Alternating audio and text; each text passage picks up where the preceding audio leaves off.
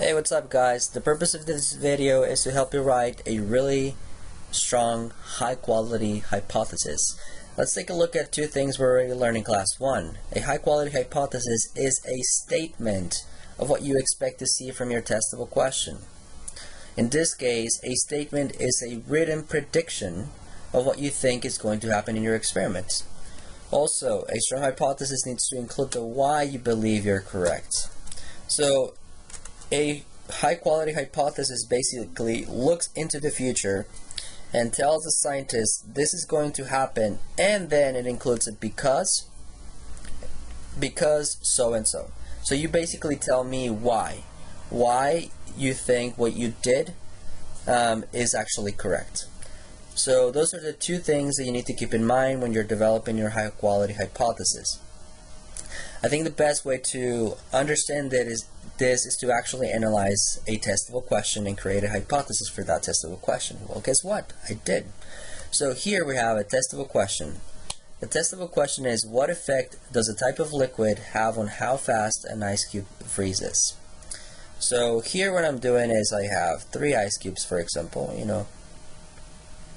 or you can have where you put the liquids to make an ice cube. And then I'm going to select 3 types of liquid, right? Maybe one of them is juice, the other one is coffee, and then water.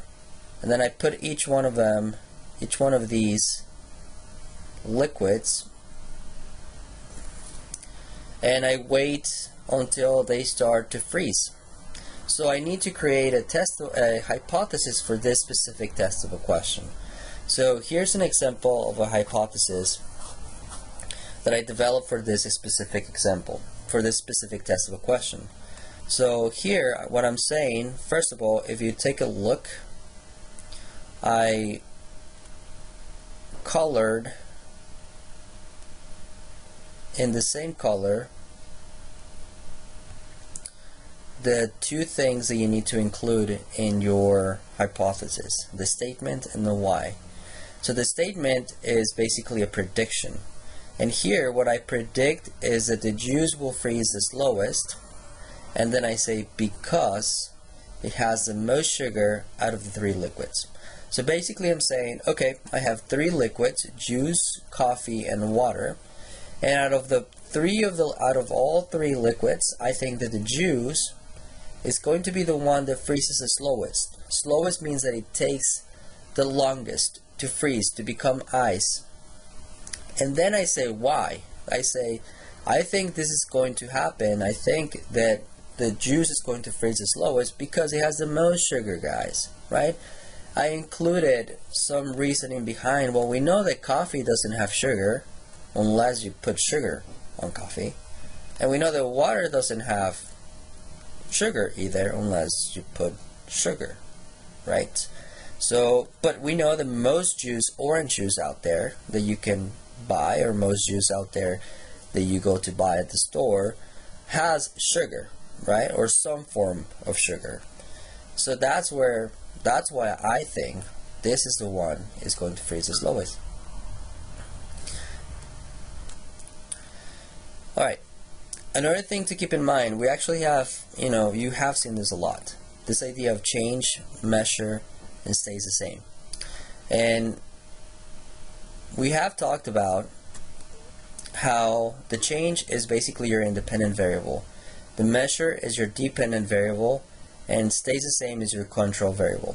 So the independent variable is what you're changing in this experiment. Well, what am I changing in this experiment? I'm changing the type of the liquid. See, in my prediction, I talk about one specific type of liquid. So your prediction should talk about the change you want to see in your experiment. So you need to focus on one variable. Then the measure is a dependent variable, and the dependent variable is basically the times it takes to freeze. Well, see, I also talk about it in my prediction, in my hypothesis. I said that the juice is the one that is going to freeze the slowest. So I talked about one specific change, and I talked about what is going to happen to that change, right? I'm going to measure that, and I can measure that with a timer. then stays the same. Well, this is not necessarily talked about in my hypothesis, but one thing you need to keep in mind when you do, if you were to do this experiment, is that you want to keep the same type of container, right? You want that to be the same for all three of them. So if you look at, you know, this ice cube right here, it'll have the same amount of liquid as this ice cube right here and this ice cube right here, right? So those are things you want to keep the same throughout your experiment. So by using the same container, you're using the same amount of liquid. So to summarize this,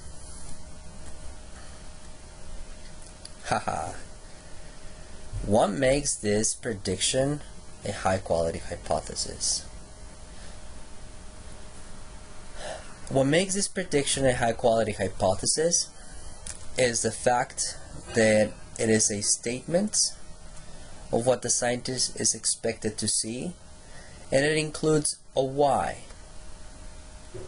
And you can see that in my hypothesis. You can see that I talked about what I predict to see, and I predict that the juice will freeze the slowest, and then I say why, because it is the one that has more sugar than the other liquids. Alright guys, I hope this video has been helpful, and I hope this video helps you make the best hypothesis out there in the world, and I'll see you guys later.